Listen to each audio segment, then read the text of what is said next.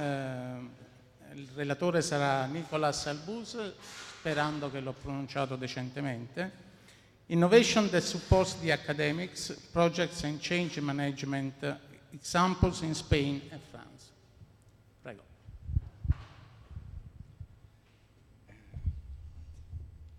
Buongiorno. So my name is, oh wait, probably I should be putting the slides together.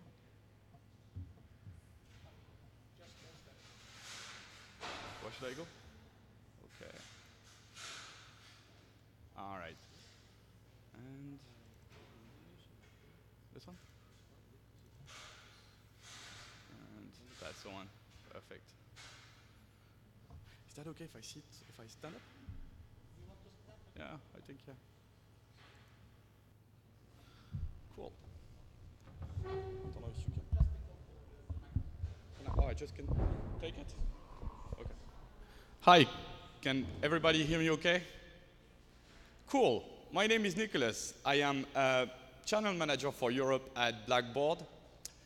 And I'm originally from France. And when you're a kid in France, you get to choose a first language.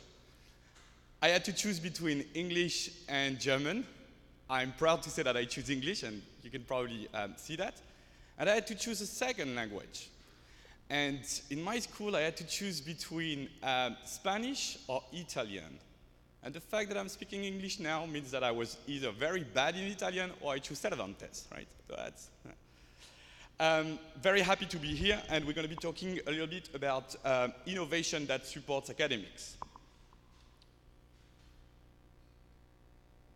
So, I heard many innovation yesterday and this morning as well. What is curious is that innovation has always been in the landscape. So when first radio was created, many of the academics say that radio will change the way we teach. Did it? Then TV came on, and people say TV is going to change the way we teach. It did. We're using video, but television itself didn't change the way we teach. And now we're talking a lot about MOOCs. And MOOCs was, I think there was a big wave. Everybody had tons of hopes about openness and MOOCs. And then when we see the outcome, don't kill yourself.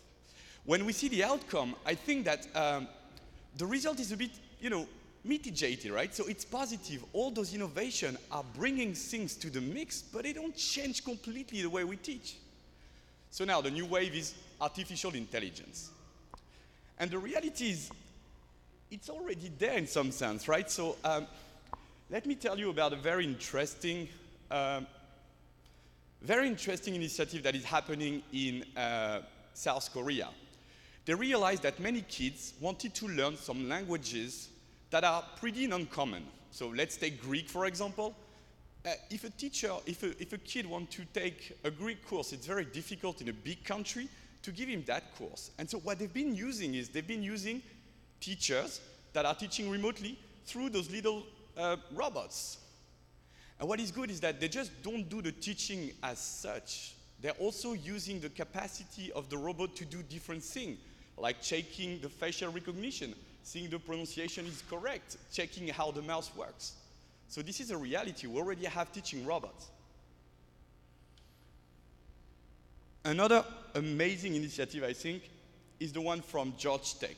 I don't know if you heard about this one, but this one is probably one of the hotspots of what we can do in terms of artificial intelligence. Georgia Tech offered an artificial intelligence course to its students, all right? And the whole idea was to try to give as much personal support to the students as possible.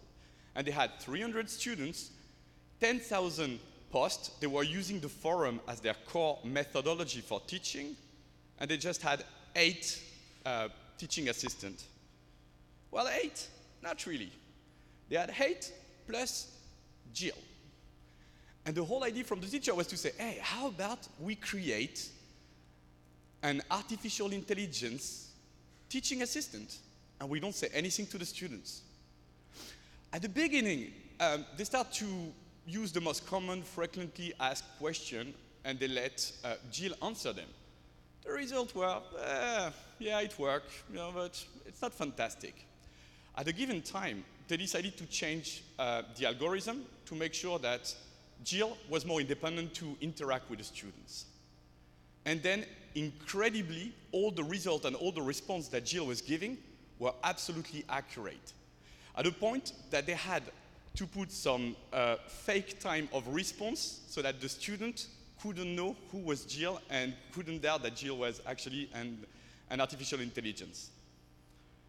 What is also quite interesting is that they performed a survey to check who thought that within the 9 teaching assistants, which was the most likely to be a dot, and nobody figured out that Jill was the one. All those initiatives, as strange, as unusual as they are, I think try to do and solve the same problem, which is how do we make quality education scalable? In the ancient time, education was very personal, but it was just very elite as well. Only few people could get education. Now, we have tons of students, but we lost that personal touch and that personal follow-up. And I think that if you remember all your class, really few of them just stick in your mind, and that's because you had that personal connection, right? All right, so now let's go down a little bit, and I'm going to talk about a little bit about Blackboard. So as I mentioned, I'm working for Blackboard.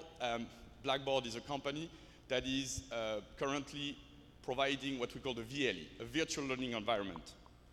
We're working with 80% of the top institutions, but I don't want to spend too much time on that. What we know is that today's university landscape, we know that you have some tools that are used in the university. You've got the learning management system, you have anti-plagiarism, you have tools for accessibility, you have virtual class. And most of the time, the landscape looks like this.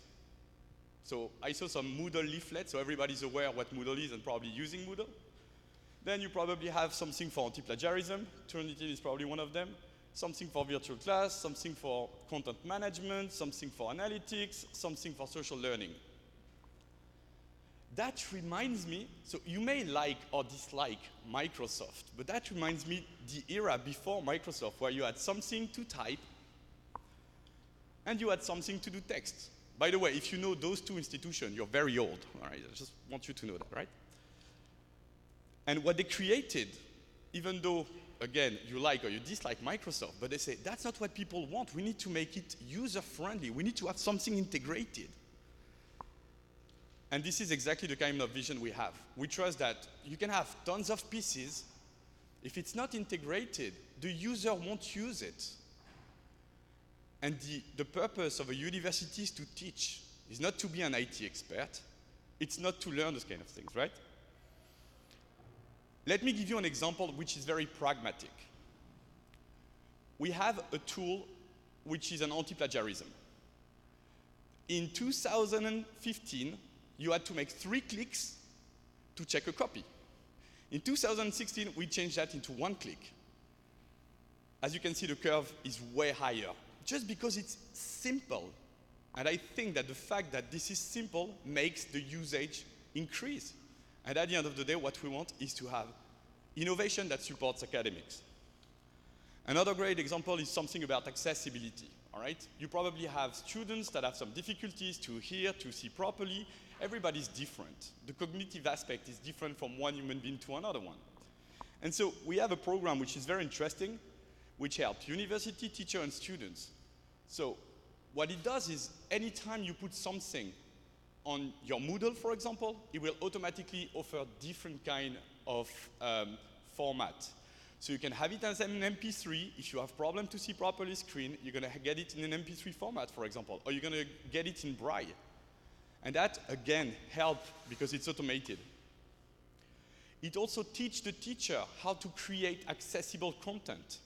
So it's very difficult to get all the teachers in the room and say, well, you know, accessibility is a challenge. Some students might have some problem to see, some problem. In there, anytime they're going to create content, they're going to see what is the rate of accessibility of what they created within the platform. And so it teaches the teacher what accessibility is at scale directly within the platform. And then, of course, it gives information about why is that important? Why should you tag a picture? What should you put a description towards it? And then you can say, well, that was very helpful or that wasn't helpful. But at least accessibility becomes the heart of the things as well. And then for the institution, it gives some academic reports. But why those workflows? So we've been talking a little bit about education general, workflows and tools, and I just want to give you some example, real life example of what happened in some of the countries, right? And I think the first one, which is interesting, is HEC. Does any one of you know about HEC, Hautes Études de Commerce? I love that connection we have. It's just, feels so engaging. So HEC is one of the top business schools. So I think that, let's say the equivalent in Italy would be Bocconi, something like that, right? And so one of the key elements that the chief information officer said is that he wanted to get those 95%. And what he said is 5% of the teachers are using all the tools. They love it.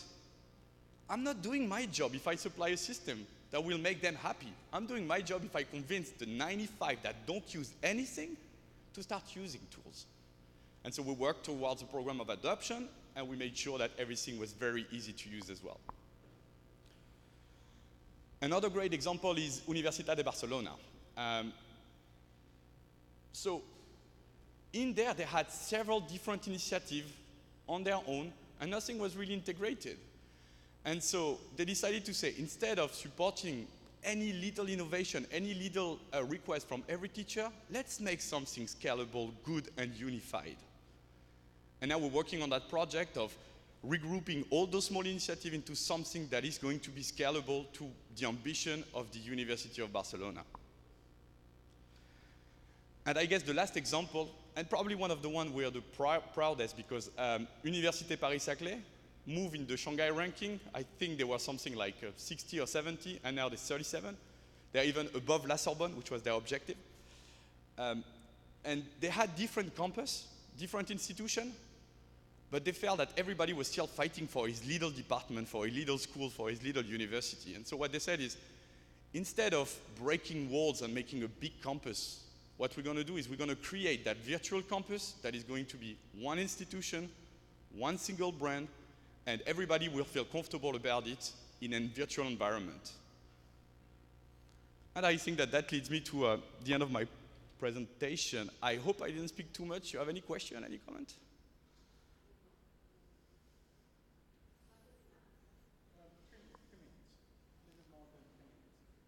I can dance. I sing pretty well as well. Well, so if you have any question, I can also articulate a little bit more on. You're a serious timekeeper, mate. I can tell. So is there anything that you would like me to reiterate a little bit more? I give the 3 minutes away back. I didn't know you would be. I have one question. Please.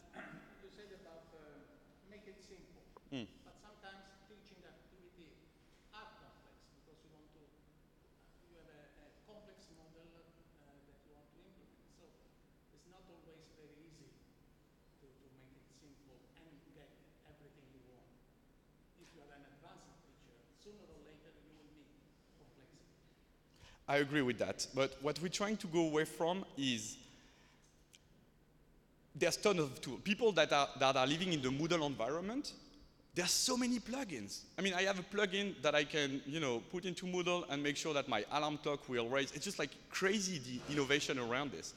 The problem is when you start to have plugins over plugins over plugins, because you want to do a tiny thing, a very specific thing, then the whole system becomes very clunky, very difficult to maneuver, very complex. I'm not saying we should remove all the complexity, but what I'm saying is we need to make the right choice over what is scalable for an institution that is going to have 40,000 students. Does that make sense?